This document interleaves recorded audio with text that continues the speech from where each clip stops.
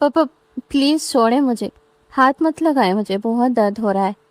مگر اس کی گرفت مزید سخت ہو چکی تھی اور تقریباً گھسیٹنے کے انداز میں وہ اسے لے کر جا رہا تھا۔ قدم اس کے بھی لڑکھڑا رہے تھے۔ الشبا میثم خانزادہ کی گرفت میں کسمسائی تھی۔ بار بار اس کے رونے سے میثم خانزادہ سے چھوا تھا اور پلٹ کر خونخوار نظروں سے اسے دیکھنے لگا، پھر ایک جھٹکے سے اسے چھوڑا تھا۔ معصوم سی لڑکی جو پہلے ہی چکرا رہی تھی ایک دم سے فرش پر اس جھٹکے سے گر پڑی۔ میثم کو سمجھ نہیں آ رہا تھا کہ یہ ڈرامے کر کس کے لیے رہی ہے۔ غصے سے اس کی طرف دیکھ کر کہنے لگا، اے لڑکی، زیادہ نخرے دکھاؤ گی تو بہت پچھتاؤ گی۔ رونے کی ضرورت نہیں ہے اب، اتنی بھی سختی نہیں برتی میں نے۔ کون سا پہلی بار میرے بستر تک آ رہی ہو؟ پچھلی بار تو جو خود حرکتیں کی تھی تم نے، بولا نہیں ہوں میں؟ کیسے مجھے بیڈ پر دھکا دے کر میری تھائی پر آ کر بیٹھ گئی تھی، اور پھر جس طرح تم نے آئس کریم مجھ پر گرا کر کھائی تھی، وہ لمحے میں بول نہیں سکتا۔ اور اب یہ رونا دھونا کس لیے؟ کیا اب مجھ سے بھی زیادہ پیسے والا مل گیا ہے تمہیں جو یہ سب نخرے دکھا رہی ہو؟ میرے خیال سے پچھلی بار میں نے اتنی بھی زیادہ سختی نہیں کی تھی جو تمہارے ڈسوے بند نہیں ہو رہے۔ تمہاری آج رات کی پوری قیمت بھری ہے میں نے، اس لیے مجھے روکنے کی کوشش مت کرنا۔ یہ کہہ کر وہ اسے پھر سے باز سے پکڑ کر سیدھا اپنے کمرے کی طرف لے کر جا رہا تھا۔ جس قدر اس کے اندر آگ کی بٹی جل رہی تھی، اس کی سمجھ بوجھ تو جیسے بالکل ختم ہی ہو چکی تھی۔ کمرے کی مرجگی سی روشنی تھی۔ آج رات بھی میثم اپنی عیاشی کے لیے ایک لڑکی کو لے کر آیا تھا۔ نشے میں دودھ میثم کو بس دھندلی سی وہ لڑکی اپنے سامنے دکھائی دے رہی تھی۔ کمرے میں ویسے ہی سرخ رنگ کی نیم روشنی تھی۔ وہ اسے بیڈ پر دھکا دے چکا تھا۔ وہ بیڈ سے فوراً اٹھنے لگی، لیکن وہ اپنے شرٹ کو ایک طرف رکھتا اس پر جھک چکا تھا۔ وہ مسلسل روئے جا رہی تھی اور کہہ رہی تھی کہ پلیز چھوڑیں مجھے، ایسا مت کریں، مجھے مت چھوئیں۔ نہ جانے کتنی قسمیں اور کتنے ہی واسطے دے رہی تھی، مگر میثم تو جب اس کی باتوں سے شدید غصے میں آ گیا تو اس نے رومال نکالا اور اس کے منہ پر باندھ دیا، تقریباً اس کے منہ میں ڈونسنے کے انداز میں رکھا تھا تاکہ اس کی چیخیں باہر نہ آ سکیں۔ پھر اس کے کان کی لو کو لبوں سے گرمائش پہنچا کر کہنے لگا، مجھے شور مچانے والی لڑکیاں بالکل بھی نہیں پسند ہیں۔ اگر تمہیں لگتا ہے کہ تم شور مچاؤ گی تو میں تمہیں چھوڑ دوں گا تو ایسا بالکل بھی نہیں ہوگا۔ اسی طرح وہ ایک جھٹکے سے اس کے وجود سے سارے پردے کو آزاد کر چکا تھا۔ اس کے حسین روپ کو دیکھ کر وہ کمینگی سے ہنسا اور کہنے لگا کہ ارے واہ، آج سے پہلے تو میں نے کبھی تم سے اس قدر کشش نہیں دیکھی، تم تو دن بہ دن مزید جوان ہوتے جا رہی ہو۔ اس کے بعد وہ اس پر جھکتا چلا گیا تھا، مگر پوری رات وہ لڑکی درد سے کراہتی رہی اور وہ بار بار یہ کہتا رہا کہ تم تو یوں کر رہی ہو جیسے پہلی بار کسی مرد کی سنگت سے متعارف ہو رہی ہو، حالانکہ تمہارا تو کام ہی یہی ہے، اس لیے مجھے نخرے مت دکھاؤ۔ اپنی رات رنگین کرنے کے بعد میثم سو چکا تھا، مگر صبح جب اس کی آنکھ کھلی تو ہوش اڑ گئے۔ بیڈ کی چادر اس لڑکی کے کنوارے پن کی گواہی دے رہی تھی۔ میثم کو تو سمجھ نہیں آ رہا تھا کہ یہ سب کچھ کیا ہوا ہے۔ کیا اس نے اس قدر زیادہ سختی برت لی تھی کہ اس لڑکی کی یہ حالت ہو چکی تھی؟ مگر اسے ٹھیک سے یاد تھا، پھر یہ بیڈ کی چادر کیوں بدلی ہوئی تھی؟ وہ سر کو پکڑتا ہوا تھوڑا گھبرا چکا تھا، حالانکہ وہ پہلے بھی کئی بار اس لڑکی کے ساتھ راتیں گزار چکا تھا۔ اسے حیرت کا جھٹکا لگا تھا، لڑکی کمرے میں نہیں تھی۔ جیسے ہی کمرے سے باہر آیا تو سامنے صوفے پر روتی لڑکی کو دیکھ کر سر پر قیامت ٹوٹی تھی، کیونکہ وہ تو اس کی آج کی رات مزہ حسن کا آنکھوں سے لیجیے، وقت برباد نہ بن بات کی باتوں میں کیجیے۔ مخصوص واحیات گانا فل والیوم میں بوفر پر بج رہا تھا اور تین رقاصائیں ناچتی ہوئی اپنے استعمال شدہ حسن کے جوہر کمر لچکا کر دکھا رہی تھی، مگر وہ بڑی بیزاری سے ان کو دیکھتا نظر ادھر ادھر گھما رہا تھا۔ شراب کے نشے میں وہ بری طرح سے دھت تھا، رقص ختم ہو چکا تھا۔ میثم کہنے لگا، جمنا بائی، تمہاری لیلا نے تو مجھے اپنا مجنوں بنا کے رکھ دیا ہے۔ کہاں ہے تمہاری لیلا؟ آج کہیں نظر نہیں آ رہی؟ اسے کہو جب میں یہاں پر اس آشیانے میں موجود ہوں تو اسے بھی یہی میری نظروں کے سامنے ہونا چاہیے۔ جمنا بائی جو منہ میں پان چبائی جا رہی تھی، میثم خانزادہ کی بات سن کر فوراً ادب سے کھڑی ہوئی۔ سب سے پہلے تو پان دان میں پان تھوکا تھا، منہ صاف کر کے کہنے لگی، ارے ارے صاحب جی، بس وہ میں نے شنوں کو بھیج کر اسے بلایا تھا، ابھی آ رہی ہوگی۔ جانتے تو ہیں کہ جب آپ آئیں تو اس کی تیاری ہی ختم نہیں ہوتی۔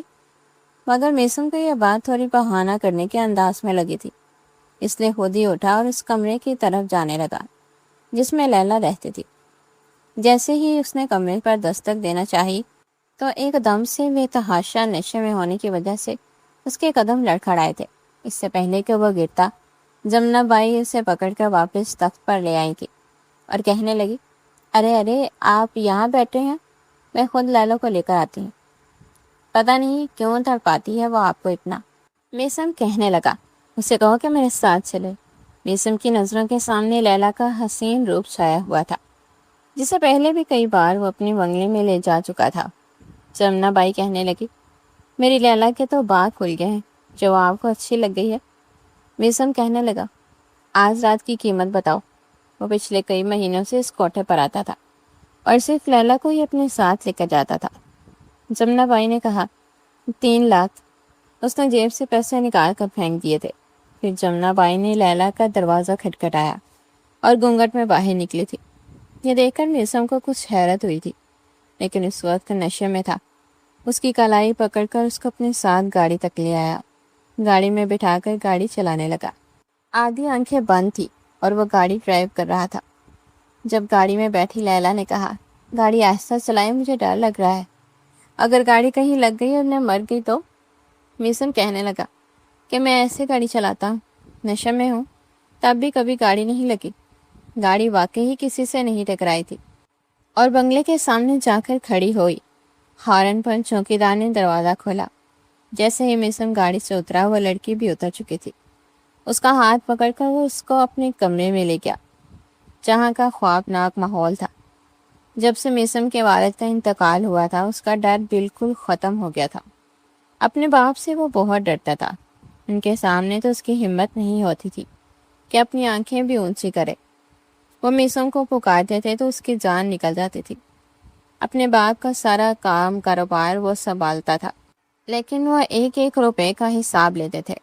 وہ چاہ کر بھی نہ یہ عیاشیاں کر سکتا تھا، نہ ہی دوستوں کے ساتھ کہیں جاتا آتا تھا۔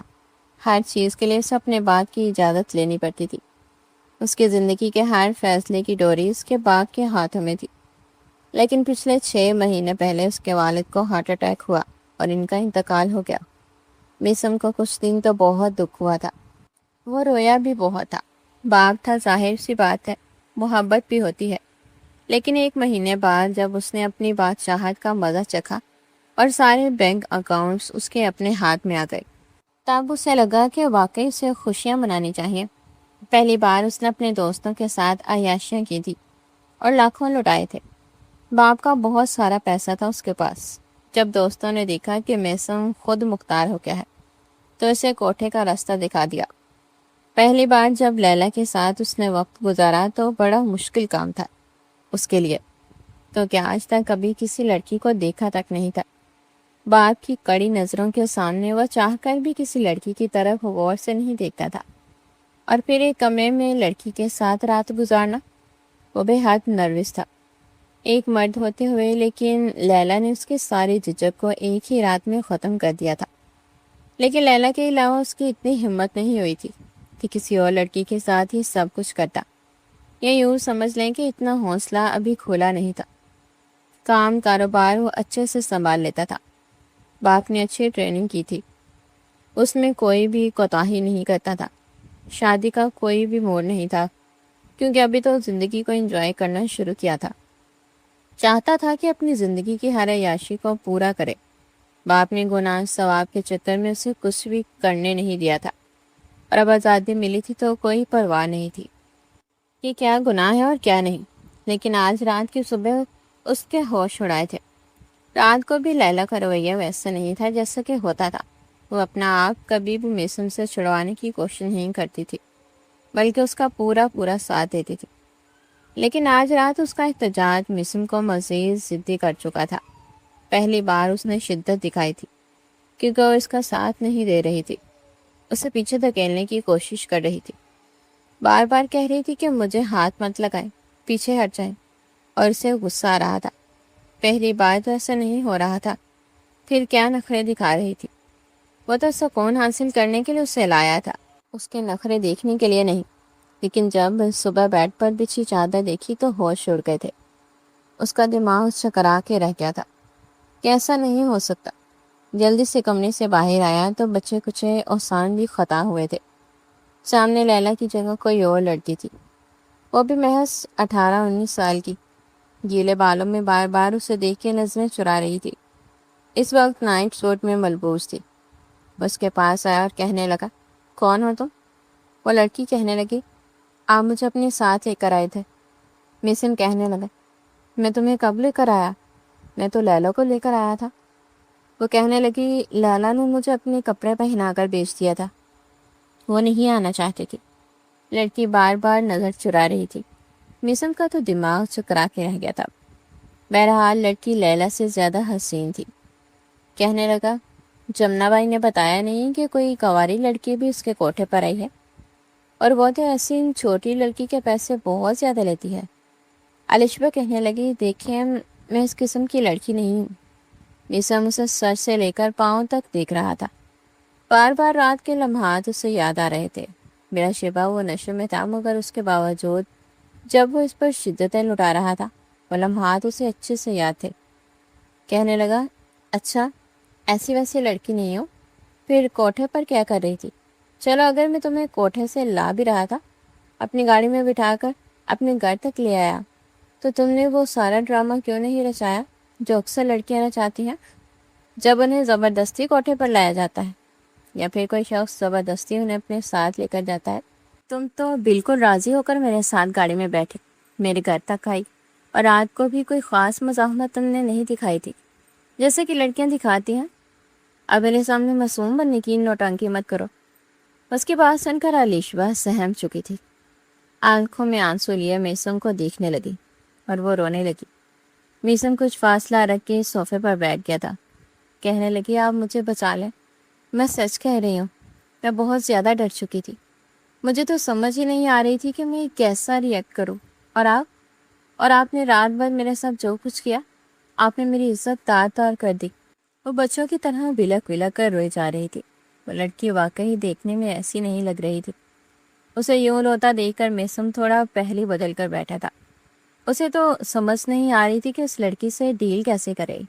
وہ کہنے لگا، تم یہاں پر کیسے پہنچی؟ وہ کہنے لگی، اپنے گھر سے بھاگ گئی تھی۔ میسم نے سامنے رکھے سگریٹ کے باکس سے سگریٹ نکال کر منہ میں رکھا اور لائٹر سے چلایا۔ کہنے لگا، اچھا۔ پھر لڑکی کو بڑے غور سے دیکھنے لگا۔ وہ میسم کی نظروں سے نروس ہو رہی تھی۔ کہنے لگا، کسی لڑکے کا چکر تھا؟ کسی لڑکی کی محبت میں بھاگ گئی تھی، اور پھر سارا وہی ڈرامہ کہ وہ لڑکا تمہیں استعمال کر کے یا پھر تمہیں پیسوں کے عوض کوٹھے پر چھوڑ گیا؟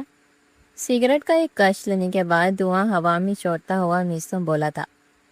وہ کہنے لگی، نہیں، میں کسی سے محبت نہیں کرتی تھی۔ وہ میرے چچا ہیں، میں ان کے پاس رہتی تھی۔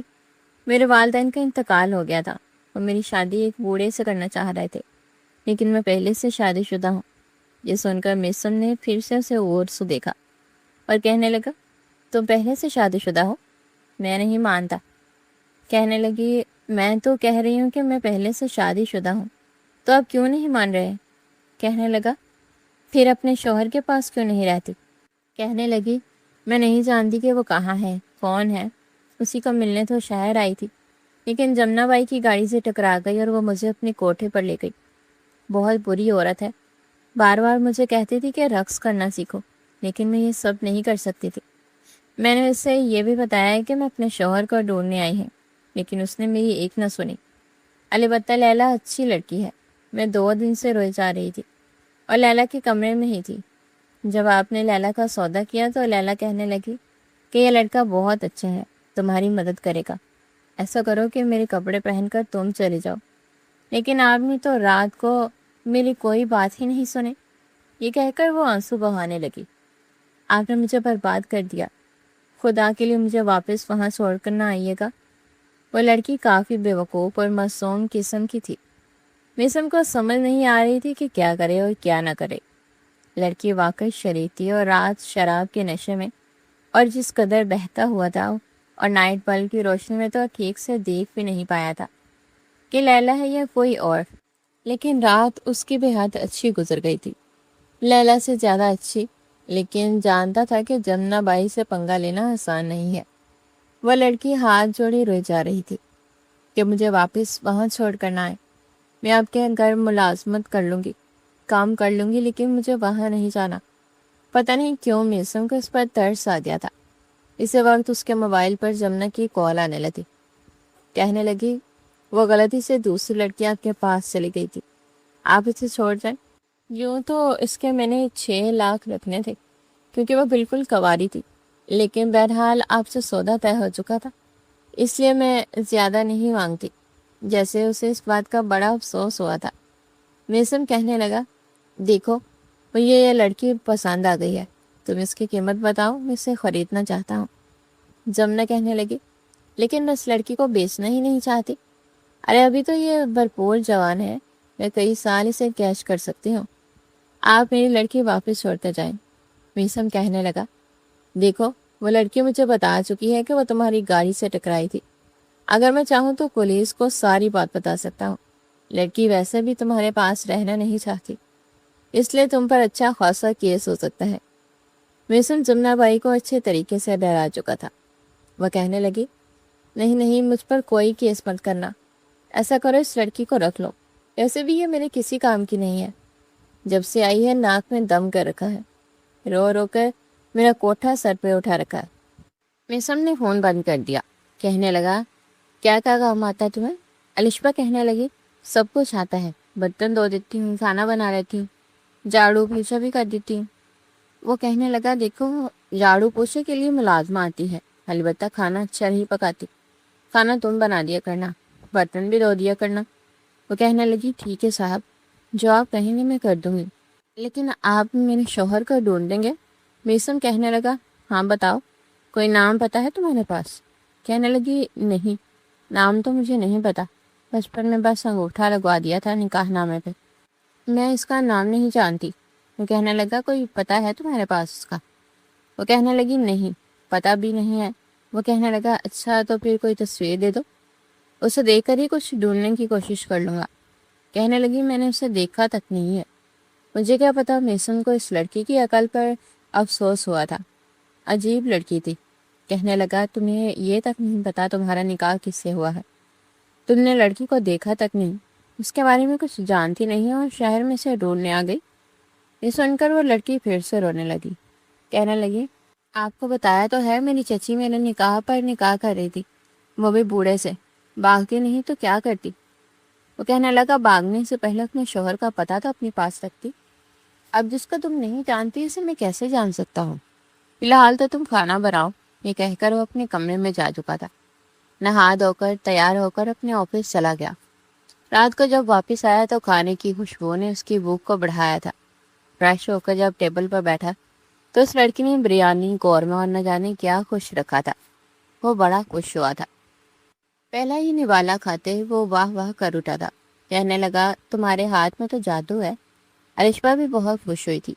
کہنے لگی یہ تو کچھ بھی نہیں، مجھے تو اس سے زیادہ اچھی اچھی چیزیں پکانی آتی ہیں۔ وہ کہنے لگا روز ایسے ہی کھانا بنانا۔ کہنے لگی ٹھیک ہے۔ پھر کہنے لگی آپ مجھے تھوڑی سی تنخواہ دیا کرے۔ یہ سن کر میسن کا چمچ ہاتھ میں رکا تھا۔ کہنے لگا تم نے پیسے کا کیا کرنا ہے؟ کہنے لگی جمع کروں گی اپنے پاس، اب ساری زندگی مجھے آپ کے ساتھ تھوڑی رہنا ہے، آپ کو میرے شوہر تھوڑی ہے، ظاہر سی بات ہے مجھے اپنے بارے میں بھی سوچنا ہے۔ میں نے سنا ہے کہ شہر میں کام کرنے کے بہت پیسے ملتے ہیں۔ وہ کہنے لگا تم کہاں سے آئی ہو؟ کہنے لگی گاؤں سے۔ میسم کہنے لگا کیا نام ہے تمہارے گاؤں کا؟ اس بار الشبا کچھ چپ سی ہوئی تھی، پھر اس نے ایک دوسرے گاؤں کا نام بتا دیا۔ یا میسم نے اس سے اس کا نام پوچھا تو کہنے لگی میرا نام نور بانو ہے۔ اس نے اپنا اصل نام نہیں بتایا تھا تاکہ کہیں اس کا چچا چچی سے ڈھونڈتے ہوئے یہاں تک نہ پہنچ جائیں۔ کھانا کھانے کے بعد وہ کہنے لگا دیکھو تم ایسا کرو کہ اتنا بڑا گھر ہے، گھر کے اندر ہی کسی ایک کمرے میں سو جایا کرو، کوارٹر میں مت سویا کرو، اور کوئی تم سے پوچھے کہ تم کون ہو تو ایسے ہی جھوٹ بول دینا کہ تم میری کزن ہو۔ یہ سن کر وہ خوش ہو گئی تھی۔ سامنے گیسٹ روم تھا، وہاں وہ جا کر سو گئی۔ اگلے روز مسم جب آفس جانے لگا تو کہنے لگی، سنیں صاحب جی۔ وہ کہنے لگا، کیا ہے؟ کہنے لگی، میرے پاس کپڑے نہیں ہیں، اگر آپ کو اعتراض نہ ہو تو میری تنخواہ میں سے مجھے کچھ ایڈوانس پیسے دے دیں یا پھر مجھے کپڑے لا دیں، میری تنخواہ میں سے کر لیجیے گا۔ مسم کہنے لگا، اچھا ٹھیک ہے، آفس سے واپس آتے ہوئے میں تمہیں کپڑے لا دوں گا۔ بہرحال رات کو آفس سے آتے ہوئے وہ اس کے لیے سلائی کپڑے اٹھا کر لے آیا تھا۔ وہ اسی میں خوش ہو گئی تھی، جتنی معصوم تھی اتنی بیوقوف تھی۔ ایک بار کپڑے استری کرنے والی ملازمہ نے چھٹی کر لی۔ میسم نے کہا کہ ایسا کرو، میرے کپڑے پریس کر کے میرے کمرے میں رکھ دینا، میں نہانے جا رہا ہوں۔ وہ کہنے لگی، جی صاحبی، ٹھیک ہے۔ وہ کپڑے پریس کر کے جیسے ہی کمرے میں آئی تو عین اسی وقت میسم بھی نہا کر تولیہ باندھے باہر آ گیا تھا۔ میسم کو تولیہ میں دیکھ کر وہ بری طرح سے گڑبڑائی تھی۔ اپنی آنکھوں پر ایک ہاتھ رکھ لیا۔ میں نے کچھ نہیں دیکھا جی، سچ میں نے کچھ نہیں دیکھا۔ میسم خود بھی کچھ تذبذب کا شکار ہوا تھا۔ اس کے ہاتھ سے اپنے کپڑے پکڑتے ہوئے کہنے لگا، جاؤ باہر۔ وہ ویسے ہی آنکھوں پہ ہاتھ رکھے اس کے کمرے کے دروازے تک پہنچی تھی۔ اسے لگا شاید ابھی بھی کمرے کا دروازہ نہیں آیا، اس لیے داڑھ سے سر دروازے پہ لگا تھا، کیونکہ آنکھوں پر ہاتھ رکھا ہوا تھا۔ سر پہ اچھی خاصی چوٹ لگی تھی، لیکن پھر آنکھیں کھول کر جلدی سے دروازہ کھول کے باہر نکل گئی۔ پاگل، بیوقوف، اندھی کہیں کی، میسم منہ میں بڑبڑایا تھا۔ بہرحال کپڑے تبدیل کر کے جب باہر آیا تو وہ ناشتہ لگا رہی تھی، لیکن نظریں نہیں اٹھا پا رہی تھی۔ میسم نے بھی ناشتہ کیا اور اپنے آفس چلا گیا، لیکن وہاں اس کے لیے ایک اور دھماکے دار خبر موجود تھی۔ جیسے ہی وہ آفس میں داخل ہوا، اس کی سیکرٹری کہنے لگی، سر، آپ کے والد کے وکیل آئے ہیں۔ وہ کہنے لگا، کیا مطلب؟ کیوں آئے ہیں؟ کہنے لگی، پتہ نہیں، کہتے ہیں کہ آپ سے بات کرنی ہے۔ میسم نے کہا، اچھا ٹھیک ہے، آپ وکیل کو میرے آفس میں بھیج دیں۔ جیسے ہی وکیل سامنے کرسی پر بیٹھا، کہنے لگا، پچھلے 4 مہینے سے آپ 20-25 لاکھ روپے بینک سے نکال چکے ہیں۔ میسم کے ماتھے پر بل پڑے تھے۔ کہنے لگا، آپ کون ہوتے ہیں پوچھنے والے؟ وہ کہنے لگا، جہاں تک میں نے پوچھ گچھ کی ہے، یہ 25 لاکھ روپے آپ کے کاروبار میں انویسٹ نہیں ہوئے۔ میسم کو اس بات پر غصہ آیا۔ کہنے لگا، آپ کون ہوتے ہیں میرے معاملات میں ٹانگ اڑانے والے؟ کہنے لگا، آپ کے والد کی وصیت تھی، جتنے پیسے آپ خرچ کر چکے ہیں اس سے زیادہ آپ کو اپنے اکاؤنٹ سے کچھ نہیں ملے گا۔ یہ سن کر وہ سیدھا ہو کر بیٹھا تھا۔ کہنے لگا، کیا مطلب؟ کیا ہے میرے باپ کی وصیت؟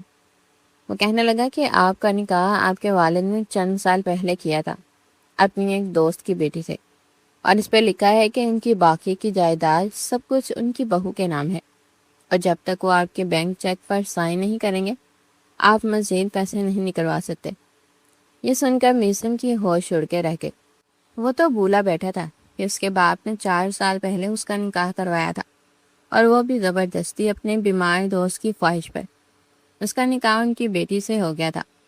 وکیل نے کہا کہ جب تک آپ اپنی بیوی کو اپنے گھر میں نہیں لاتے اور وہ آپ کے چیک پر سائن نہیں کرے گی، آپ کو دوسرے اخراجات کے لیے پیسے نہیں مل سکتے، اور جو پیسہ آپ کے کاروبار میں انویسٹ ہے وہ آپ نکال نہیں سکتے۔ وکیل کی باتوں نے تو جیسے میسم کے سر پر بم پھوڑا تھا۔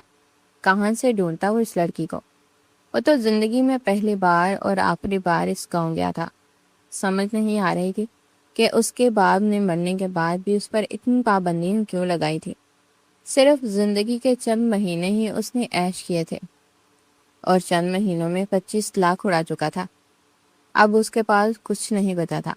بڑا پریشان ہو کر وہ گھر واپس آ رہا تھا۔ سمجھ نہیں آ رہا تھا کہ اب کیا کرے۔ اتنے سارے ملازمین رکھ چکا تھا، انہیں پیسے کہاں سے دے گا، کیونکہ جو بھی کمائی ہوتی تھی سیدھی اکاؤنٹ میں جاتی تھی، اور اکاؤنٹ سے پیسہ وہ تب تک نکال نہیں سکتا تھا جب تک کہ اس ان دیکھی بلکہ جو زبردستی اس کی بیوی بن بیٹھی تھی اس کا سائن اس کی چیک بک پر نہ ہو جاتا۔ اس نے نور بانو سے کہا کہ ایسا کرو، تو میرا سامان پیک کر دو، مجھے کہیں جانا ہے۔ نور بانو نے اس کا سامان پیک کر دیا۔ وہ اسی گاؤں جا پہنچا، لیکن جس گھر وہ گیا تھا وہاں تالا لگا ہوا تھا۔ جب پوچھا کہ یہاں کے مکین کہاں ہیں تو پڑوسیوں نے بتایا ہے کہ جن صاحب کا یہ گھر تھا وہ تو انتقال کر چکے، اور ان کی بیٹی کو ان کے رشتہ دار آ کر لے گئے کسی دوسرے گاؤں میں۔ یہ گھر تو کافی ٹائم سے بند ہے. وہ لڑکی واپس نہ تو اس گھر پر آئی، نہ ہی اسی گھر کو بیچا، نہ کرائے پہ چڑھایا. اس لڑکی کو دوبارہ کسی نے نہیں دیکھا تھا. میسن تو یہ سن کر اپنا سر پکڑ کر بیٹھ گیا. وہ کیا کرے، کہاں سے ڈھونڈے اسے؟ واپس یہ آ کر جب اس نے وکیل کو بتایا تو کہنے لگا، دیکھیں کچھ بھی کریں آپ، جہاں سے بھی ڈھونڈے، جیسے بھی ڈھونڈے، اس لڑکی کو ڈھونڈے، ورنہ آپ پر فاقوں کی نوبت بھی آ سکتی ہے. ایک گہری سانس خارج کر کے میسم نے وکیل کو دیکھا. وہ جن معنی خیز نظروں سے اس وکیل کو دیکھ رہا تھا، وکیل بھی غور کر میسم کو ہی دیکھ رہا تھا. پھر خود ہی بات کا آغاز کرتے ہوئے کہنے لگا کہ میسم صاحب، ایسے کیا غور کر دیکھ رہے ہیں؟ آخر چل کیا رہا ہے آپ کے اس شیطانی دماغ میں؟ میسم اپنی کن پٹی کھجانے کے بعد ایک گہری سانس خارج کر کے کہنے لگا، دیکھیے وکیل صاحب، میرے والد صاحب آج سے 7 مہینے پہلے وفات پا چکے ہیں. یہ جائیداد صرف اور صرف میری ہے، کیونکہ میں ان کا ایک لوتا بیٹا ہوں. اور واضح الفاظ میں آپ کو بتا چکا ہوں کہ میں اس لڑکی کو ڈھونڈنے گیا تھا، مگر وہ مجھے نہیں ملی. اتنی بڑی دنیا میں اسے کہاں سے ڈھونڈوں گا؟ آپ میری بات سنیں، ہم ایک ڈیل کرتے ہیں. وکیل بھی بڑی فرصت سے اپنی ٹھوڑی کے نیچے ہاتھ رکھ کر اس کی بات سن رہا تھا. وہ چکا کر گویا کہنے لگا کہ بولو کیا ڈیل کرنی ہے؟ جسم کہنے لگا کہ میں آپ کو 50 لاکھ روپے دوں گا. آپ میرے والد کی وصیت کا یہ پیپر میرے حوالے کر دیں اور بھول جائیں کہ میرے والد نے کوئی وصیت بھی کی تھی. 50 لاکھ کی رقم کوئی کم نہیں ہوتی. اس کے علاوہ اگر آپ کہیں گے تو میں آپ کے بچوں کا خرچ تک اٹھانے کو تیار ہوں. آپ کے بڑے بیٹے کو میں اپنی کمپنی میں بھی اچھی جاب پر پوسٹ کروا دوں گا. وہ بھی کسی طرح وکیل کو اپنی باتوں میں لینا چاہتا تھا، مگر وکیل نے تو ہاتھ کھڑے کر دیے تھے اور واضح الفاظ میں کہہ چکا تھا کہ میں نے آپ کے والد صاحب کا نمک کھایا ہے، میں نمک حرامی نہیں کر سکتا. اور اگر دوبارہ آپ نے میرے ساتھ ایسی بات کی تو میں آپ کے والد کی وصیت کے مطابق اس پوری جائیداد کو ضبط کروا کے ٹرسٹ میں دلوا دوں گا. میسم تو سر پکڑ کر بیٹھ چکا تھا. کہاں سے لاتا اس لڑکی کو جسے اس نے نکاح کرتے ہوئے بھی نہیں دیکھا تھا؟ میسم گھر آیا تو ایک بار پھر کھانے کے اشتہا انگیز خوشبو نے اسے خوش آمدید کہا تھا، مگر آج جب اس نے ڈائننگ ٹیبل پر بریانی، میکرونی، سیخ کباب، ساتھ میں رائتا، سلاد اور وائٹ قورمہ دیکھا تو اس کا بی پی ہائی ہو چکا تھا. تبھی کسٹرڈ کا باؤل اٹھا کر الشبا باہر آئی تھی اور کہنے لگی، صاحب جی آپ آ گئے، میں نے آپ کے لیے کھانا تیار کر دیا ہے، آپ جلدی سے فریش ہو کر آ جاؤ، پھر کھانا کھا لیں. وہ مسکرا کر بولی تھی، جبکہ میسن چلا اٹھا تھا. کہنے لگا، فار گاڈ سیک، یہ سب کچھ کیا ہے تم نے؟ اتنی زیادہ ڈشز بنا لی، جانتی بھی ہو ان کی قیمت کیا ہے؟ پاگل ہو گئی ہو کیا؟ مجھ سے پوچھتا رہتی کیا بنانا ہے کیا نہیں بنانا. الشبا بھی گھبرا چکی تھی. وہ کہنے لگی کہ کیا ہو گیا، آپ نے تو خود ہی کہا تھا کہ آپ کو کھانے میں 4 سے 5 ڈشز لازمی چاہیے. آپ نے مجھے بتایا نہیں تھا؟ آپ کو کچھ اور کھانے کو من کر رہا تھا. مگر وہ اس پر دھڑا. اس نے صرف چپاتی اور وائٹ قورمہ رکھوایا تھا، باقی سب کے کہنے لگا ہے کہ جا کر فریج میں رکھو، یہ سب میں کل کھاؤں گا. الشبا تو جتنی بھی حیران ہوتی اتنا کم تھا. آخر ہو کیا گیا تھا؟ کہیں کمپنی میں کوئی نقصان ہو گیا تھا؟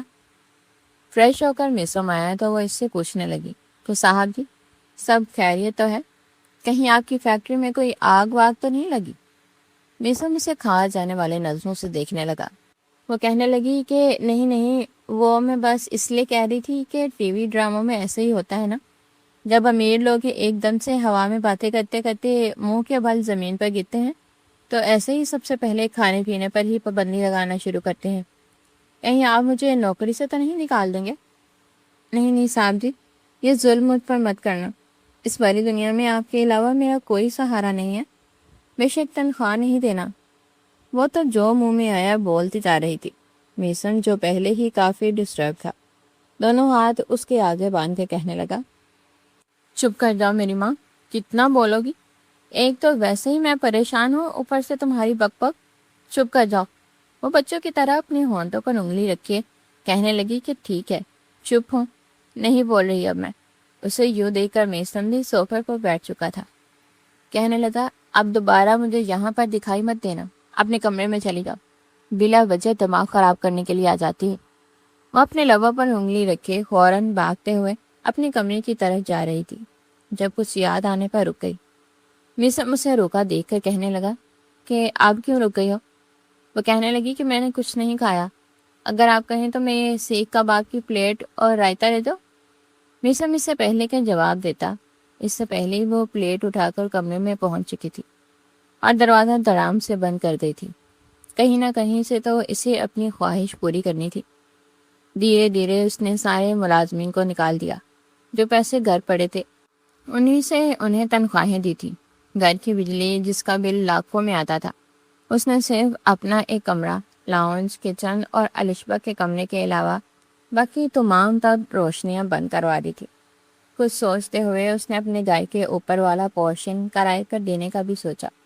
گھر اچھا تھا، لوکیشن اچھی تھی، اس لیے جیسے ہی اس نے اشتہار لگوایا تو اگلے ہی روز 5 فیملیز ایک ساتھ گھر دیکھنے آ چکی تھی، جن میں سے ایک فیملی شریف تھی اور اچھا کرایہ دینے کو تیار تھی۔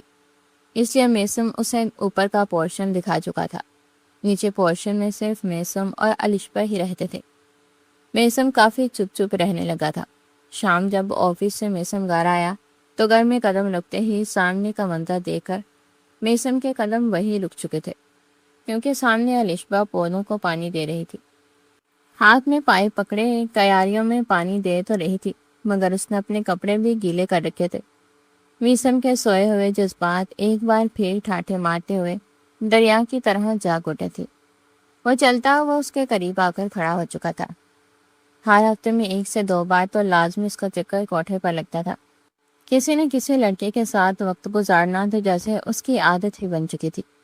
لڑکیوں کے حسن سے اپنی آنکھیں میں پھنڈی کرتا ہی رہتا تھا، مگر پیسوں کی کمی ایسی ہوئی تھی کہ ایک پل کو وہ سب کچھ بھول ہی چکا تھا۔ وہ چلتا ہوا الشبہ کے پیچھے آ کر کھڑا ہو گیا۔ الشبہ کو جب اپنے پیچھے کسی کا احساس ہوا تو وہ فوراً پلٹ کر اس نے پیچھے دیکھا اور فوراً اپنے باریک دوپٹے سے اپنے وجود کو چھپانے کی ناکام کوشش کرنے لگی۔ ہڑبڑاتے ہوئے کہنے لگی کہ صاحب جی آپ کب آئے؟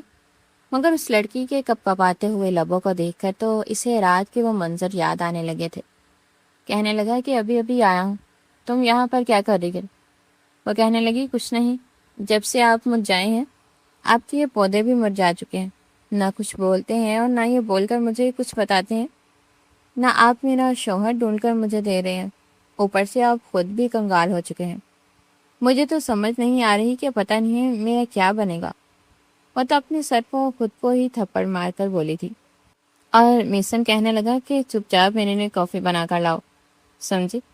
پتہ نہیں کہاں سے باتیں نکال کر لے آتی ہو۔ وہ جا کر صوفے پر بیٹھ چکا تھا، مگر بار بار اسے شدت سے یہ طلب محسوس ہو رہی تھی کہ وہ کہیں سے کوٹھے پر جائے اور ایک بار پھر ناچتی ہوئی رقاصاؤں کو دیکھے، ان کی رعنائیوں میں کھو سا جائے۔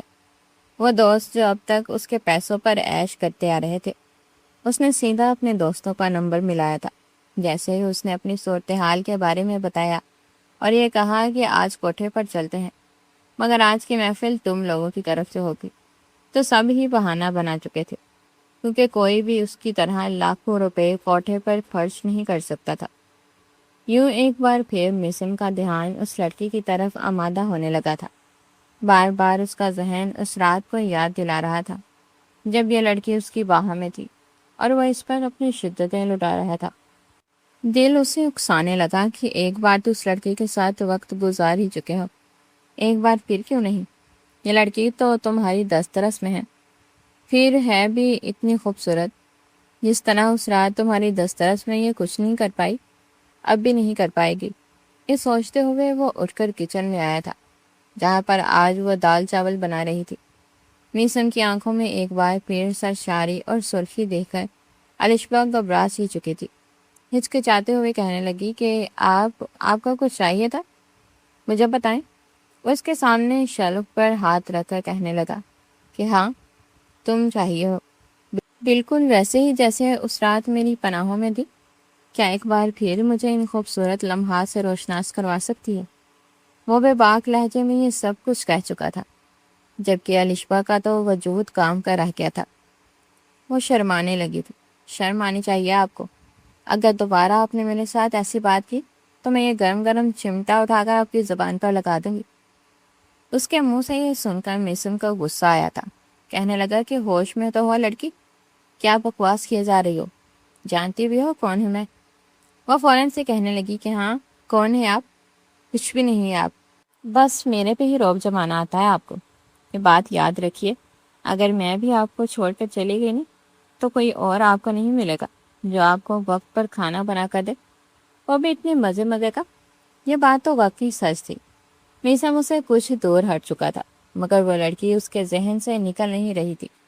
کھانا بنا کر دینے کے بعد اپنے حصے کا کھانا لے کر وہ کمرے میں بند ہو چکی تھی اور ایک بار پھر آنکھوں میں آنسو لیے ماضی کو یاد کر کے رونے لگی جب اس کا نکاح ہوا تھا، مگر وہ ایک بار بھی اپنے دلہے کو دیکھ نہیں پائی تھی۔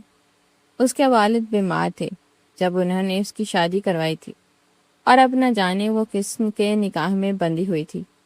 ایک گہری سانس خارج کر کے وہ یہ سب کچھ سوچتی آنکھیں مون گئی تھی۔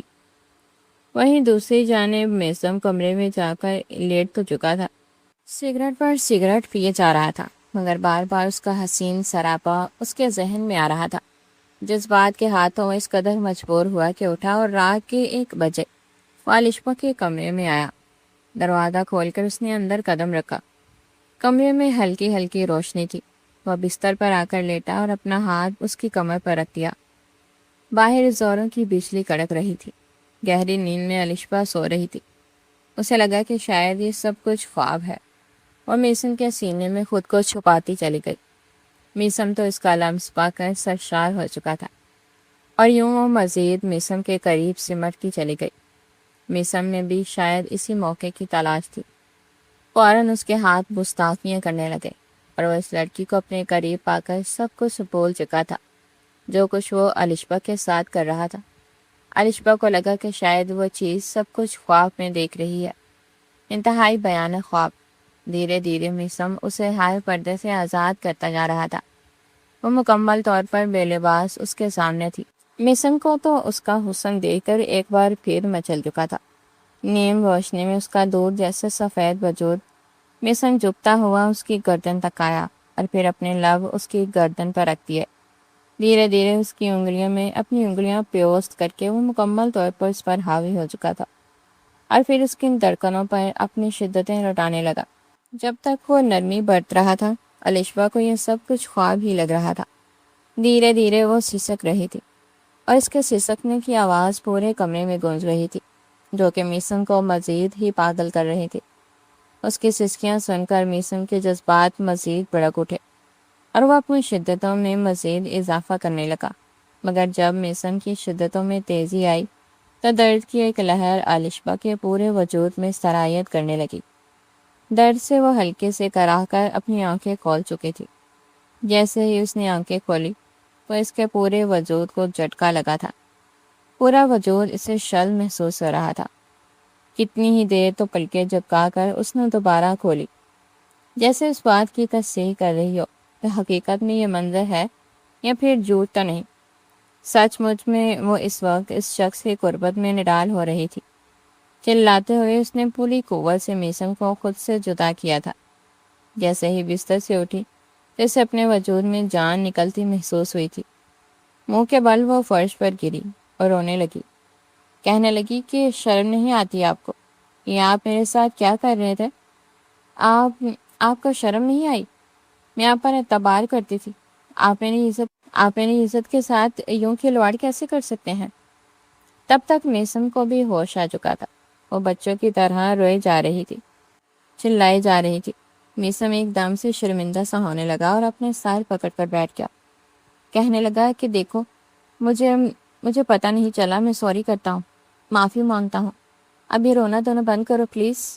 اوپر والے پورشن میں آواز گئی تو پتہ نہیں وہ لوگ کیا سمجھیں گے۔ مگر وہ روتے ہوئے کہنے لگی کہ مجھے آپ کے ساتھ رہنا ہی نہیں ہے۔ پتہ نہیں میں آپ جیسے شخص پر کیوں اعتبار کر کے یہاں رہ رہی تھی۔ میں جا رہی ہوں یہاں سے۔ وہ اپنے دوپٹے کو اپنے گرد لپیٹ کر گھر سے بھاگنے لگی تھی۔ جب میسم اسے اپنی باہوں میں پکڑ چکا تھا، وہ بچوں کی طرح اپنے ہاتھ پاؤں مار کر خود کو چھڑوا رہی تھی، اور وہ اس کے پیٹ پر ہاتھ رکھ کر اسے اٹھا کر واپس گھر میں لایا تھا، اور کہنے لگا کہ چپ، بالکل چپ۔ خبردار جو تم نے ایک بھی لفظ اپنے منہ سے نکالا تو ایک دفعہ جب میرے ساتھ وقت گزار چکی ہو تو دوسری بار بھی گزارنے میں کیا ہو جائے گا؟ وہ روتے ہوئے کہنے لگی کہ میں آپ کو بتا چکے ہیں میں کسی اور کے نکاح میں ہوں۔ آپ کی نظر میں لڑکی کی کوئی عزت ہی نہیں ہے۔ آپ جس سے مردوں کو بس لڑکی ایک ہی کام کے لیے پسند ہوتی ہے کہ وہ آپ کے بستر پر آئے اور آپ کی خواہشات پوری کرے۔ وہ روئی جا رہی تھی اور اس وقت میسم جی بھر کر اپنے کیے پر پچھتا رہا تھا۔ غصے سے اس نے دیوار میں مکے مارے تھے کہ آخر وہ خود پر قابو کیوں نہیں رکھ پایا تھا۔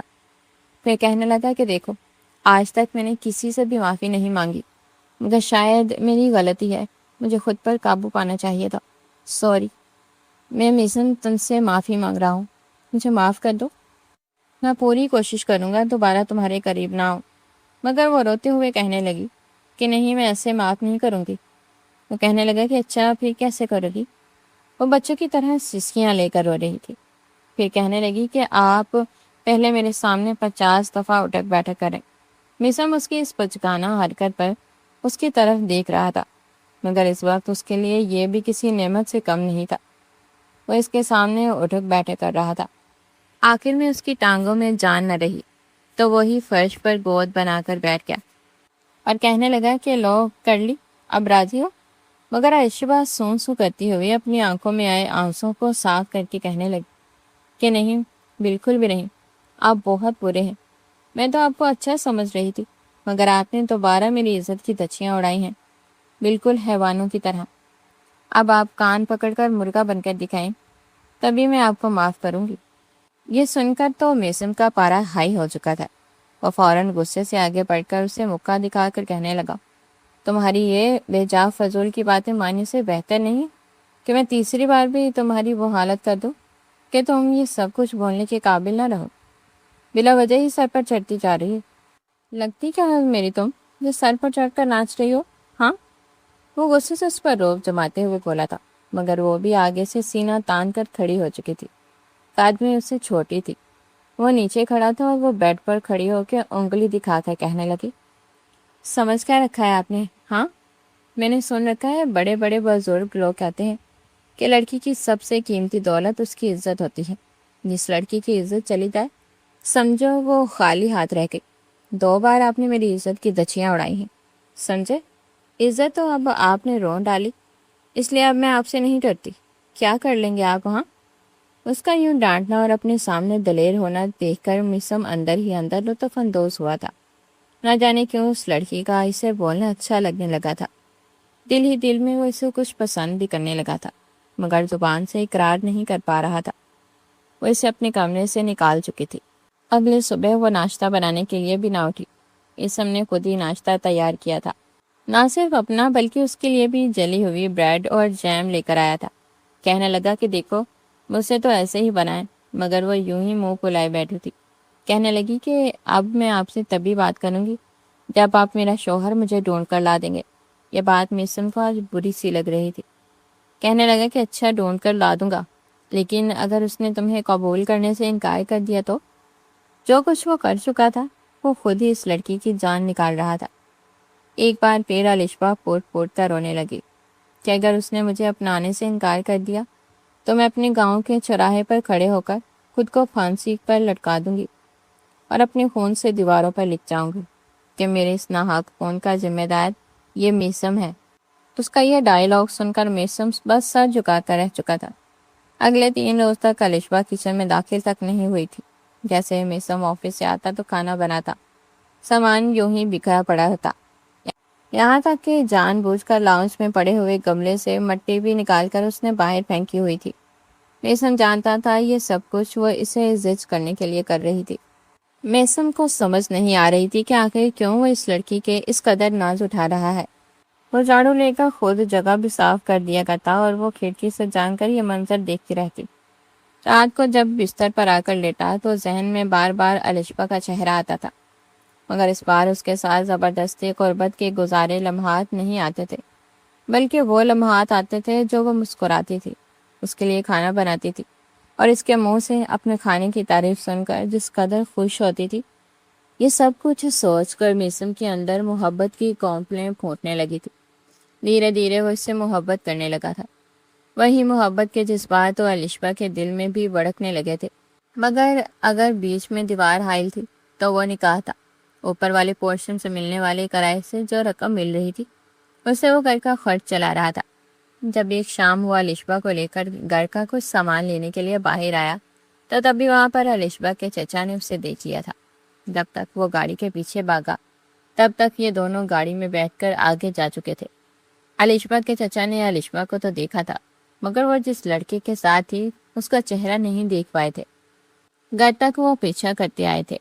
جیسے ہی وہ دونوں گاڑی سے اتر کر گھر میں داخل ہوئے تو دروازے پر دھڑا دھڑ دستک ہونے لگی۔ دروازہ الشبا نے ہی کھولا تھا۔ سامنے اپنے چچا کو دیکھ کر اس کے چہرے کا رنگ بالکل سفید پڑ گیا۔ اندر آ کر وہ کہنے لگی، الشبا تو یہاں پر کیا کر رہی ہے؟ تجھے شرم نہیں آئی گھر سے بھاگتے ہوئے؟ ایک زناٹے دار تھپڑ وہ اس کے منہ پر مار چکے تھے۔ الشبا اس سے پہلے کہ نیچے گرتی، میسم اسے تھام چکا تھا اور غصے سے سامنے کھڑے شخص کو دیکھنے لگا۔ اس سے پہلے کہ کچھ کہتا، الشبا کے چچا کو دیکھ کر اسے جھٹکا لگ چکا تھا۔ الشبا کا چچا اور میسم دونوں ہی ایک دوسرے کو حیرت سے دیکھنے لگے۔ کچھ سوچ کر میسم کہنے لگا، آپ تو مستقیم انکل ہے نا؟ یہ سن کر مستقیم تھوڑا گڑبڑایا، پھر کہنے لگا، تم میسم ہو نا، الشبا کے شوہر جس سے 4 سال پہلے الشبا کا نکاح ہوا تھا؟ الشبا کو لگا جیسے پورا آسمان اس کے سر پر ہی پھوٹ پڑا ہو۔ وہ کہنے لگا کہ انکل، الشبا اب کہاں ہے اور یہ لڑکی آپ کی کیا لگتی ہے؟ چونکہ الشبا نے اپنا نام نور بانو بتا رکھا تھا، ایک پل کو تو میسم کو کچھ سمجھ نہیں آیا تھا کہ کیا ہو رہا ہے۔ الشبا کا چچا کہنے لگا، کون نور بانو؟ یہ کوئی نور بانو نہیں ہے، یہ الشبا ہی ہے، تمہاری بچپن کی مدبوہا جس سے تم لوگوں کے باپ نے آپس میں نکاح کروا دیا تھا۔ الشبا کا تو چہرہ سرخ لال ہو چکا تھا۔ ایک ایک لمحے اسے یاد آنے لگا تھا جو وہ میسم کے ساتھ گزار چکی تھی۔ میسم ہی اس کا شوہر تھا۔ میسم کی تو خوشی کی کوئی انتہا نہیں رہی تھی۔ الشبا کو دیکھ کر تو اس کے چہرے پر جیسے بہار لوٹ آئی تھی۔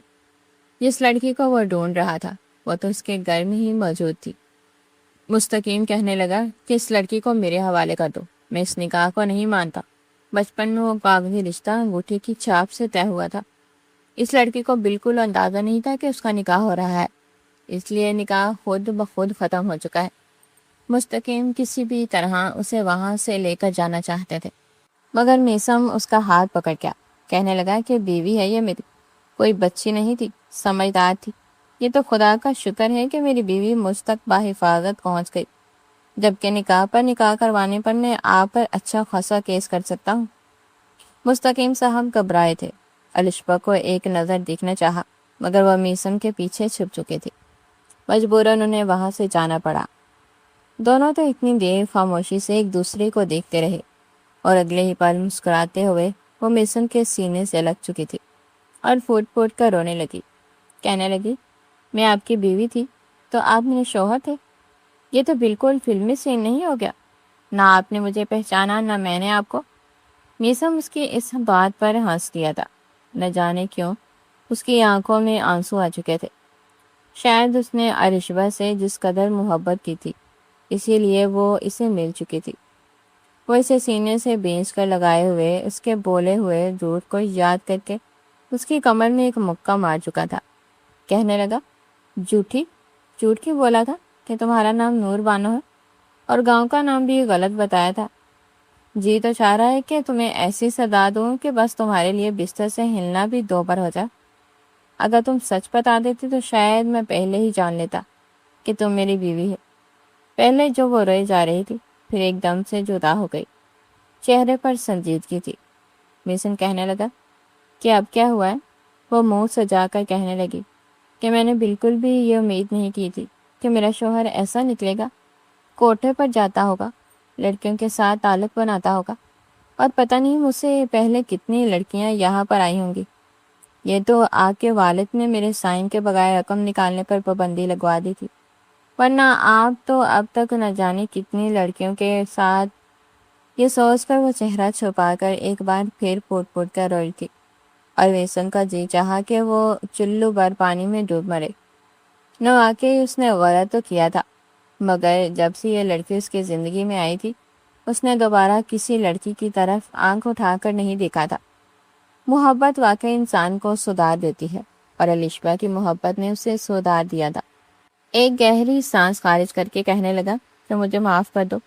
پتہ نہیں کیسے، شاید ماں نہیں تھی نا میری، جو میری تربیت کرتی، مجھے سمجھاتی۔ باپ جو سمجھاتا تھا بس دوستوں کی باتوں میں آ کر مجھے ہی لگتا کہ میرا باپ میرا دشمن ہے، مگر شاید وہ ٹھیک کہتے تھے۔ مجھے معاف کر دو۔ وہ اس سے آگے ہاتھ جوڑ گیا اور الشبہ بس نفی میں سر ہلا کر وہاں سے آگے بڑھ چکی تھی۔ الشبہ نے سائن کیے تھے تو ایک بار پھر مصر کے بینک اکاؤنٹس بحال ہو چکے تھے اور سب کچھ معمول پر آ چکا تھا، مگر بس اوور تھنکنگ سے مجبور لڑکی۔ اب جو سب کچھ ٹھیک ہو رہا تھا تو اسے یہ باتیں ستائی جا رہی تھی کہ اس کا شوہر اس سے پہلے کوٹھے پر جا کر نہ جانے کتنی لڑکیوں کے ساتھ رشتہ قائم کر چکا ہوگا، اور تو اور نشہ بھی کرتا رہا۔ میسم کے لیے پہلے یہ باتیں بالکل عام سی تھی، لیکن اب اس لڑکی کو اداس دیکھ کر وہ بھی پریشان ہو چکا تھا۔ اس روز تو وہ اس کے سامنے باقاعدہ بیٹھ کر گھٹنوں کے بل کان بھی پکڑ چکا تھا اور کہنے لگا، دیکھو مجھے معاف کر دو، لیکن میرا خدا گواہ ہے، جب سے تم میری زندگی میں آئی ہو میں نے کسی لڑکی کی طرف آنکھ اٹھا کر بھی نہیں دیکھا۔ اب میری زندگی میں بس تم ہی تم ہو۔ بات رہی ماضی کی تو میں تم سے بھی معافی مانگتا ہوں، مجھے معاف کر دو، اور اپنے اللہ سے بھی معافی مانگوں گا کہ مجھے معاف کر دے۔ مجھے تم سے کی جانے والی محبت پر پورا یقین ہے کہ دوبارہ میں بالکل بھی نہیں بھٹکوں گا۔ بس میں سدھر چکا ہوں۔ اسے یعنی اپنی مجازی خدا کو یوں بیٹھا دیکھ کر وہ فوراً سے اٹھا چکی تھی۔ پھر کہنے لگی کہ اچھا، اب یہ سب کچھ کرنے کی ضرورت نہیں ہے، کر دیا معاف میں نے آپ کو، لیکن دوبارہ اگر آپ نے ایک نظر بھی اٹھا کر کسی لڑکی کو دیکھا تو قسم سے ٹوپی والا برقع پہنا کر آپ کو گھر سے باہر بھیجوں گی، پھر ٹھیک رہو گے آپ۔ اس کی اس معصومانہ بات پر میسم ہنس چکا تھا اور اس اپنے سینے سے لگا گیا۔ دھیرے دھیرے دونوں کی محبت بھی پروان چڑھنے لگی اور سارے گلے شکوے ختم کرتے ہوئے دونوں ایک دوسرے کی محبت کے ساتھ زندگی میں آگے بڑھنے لگے۔ دن بدن میسم کے دل میں الشبہ کے لیے محبت پہلے سے بھی زیادہ بڑھتی چلی جا رہی تھی۔ اس روز بھی جب وہ گھر آیا تو الشبہ کچن میں اس کے لیے بریانی بنا رہی تھی۔ وہ اسے پیچھے سے اپنے ساتھ لگا کر کمر سے تھام چکا تھا اور اسے اٹھا کر لے کر جانے لگا تو الشبہ فوراً شور مچانے لگی، کہنے لگی، ارے ارے یہ کیا کر رہے ہیں آپ، ہانڈی جل جائے گی، چھوڑے مجھے۔ مگر وہ اسے یوں ہی پکڑ کر میز پر آ چکا تھا۔ گرمی کی وجہ سے چہرے پر تمتماتے ہوئے پسینے کی بوندیں جو اس کے لباس کو بھی کافی حد تک گیلا کر چکی تھی، وہ سر سے لے کر پاؤں تک اسے دیکھنے لگا۔ جیسے ہی اس کے قریب آنے لگا تو وہ کہنے لگی کہ پلیز دور رہیں، دیکھیے اتنا پسینہ آیا ہے مجھے، آپ تو بس رومانس کرنے کا کوئی موقع جانے ہی نہیں دیتے، ہٹیں دور۔ مگر میسم اسے کمر سے کھینچ کر اپنے قریب کر چکا تھا اور کہنے لگا کہ بالکل بیوی ہو تم میری، جی تو چاہتا ہے کہ بس تم پر اپنی محبت اس قدر لٹاؤں کہ تم ہر سانس میں 10 بار میرا نام لو۔ بڑی مشکل سے اس نے خود کو میسم سے چھڑوایا تھا اور پھر کھانا بنا کر میز پر رکھا تھا۔ دونوں ایک ہی پلیٹ میں کھانا کھا رہے تھے اور کھانا کھانے کے بعد وہ سیدھا اسے کمرے میں لے کر گیا تھا۔ ایک بار پھر آج کی رات رنگین ہونے والی تھی، یہ سوچ کر ہی وہ شرما گئی۔ پوری رات اس کی باہوں میں گزار چکی تھی۔ رات کے 2 بج چکے تھے جب کہنے لگی کہ اب بس بھی کر دیں، پتہ نہیں کیوں آپ کو مجھ پر رحم نہیں آتا۔ مگر وہ کہنے لگا کہ بس تم یہی سمجھنا کہ میں تم پر ظلم کر رہا ہوں، میری محبت ہے یہ میری جو تم سے آئے روز برداشت نہیں ہوتی۔ دونوں ہی یوں کھٹی میٹھی باتوں میں رات حسین بنا چکے تھے۔ شادی کے 3 سالوں میں الشبہ جڑواں بچوں کی ماں بن چکی تھی، مگر آج بھی اس کی بے وقوفی کا یہ عالم تھا کہ اگر اس کا بیٹا روتا تو خود بھی ساتھ ہی بیٹھ کر رونے لگتی۔ بچوں کا سیریلیک تو وہ خود ہی کھا جایا کرتی تھی اور میسم اسے آنکھیں دکھاتا رہ جاتا کہ تم تو میرے بچوں کو بھوکا ہی مار دو گی۔ مگر وہ جیسی بھی تھی اسے ایسے ہی شرارتی اچھی لگتی تھی۔ رات کے خاموش اور سحر انگیز لمحوں میں کمرے کی ملجگی روشنی ان دونوں کے گرد ایک سحر طاری کر رہی تھی۔ بچوں کے سو جانے کے بعد یہ تنہائی ان کے لیے کسی انمول تحفے سے کم نہیں تھی۔ میسم نے دھیرے سے آگے بڑھ کر الشبا کے ریشمی بالوں کو اس کے شانوں سے پیچھے سرکایا اور اس کے گردن پر نرم لمس چھوڑا۔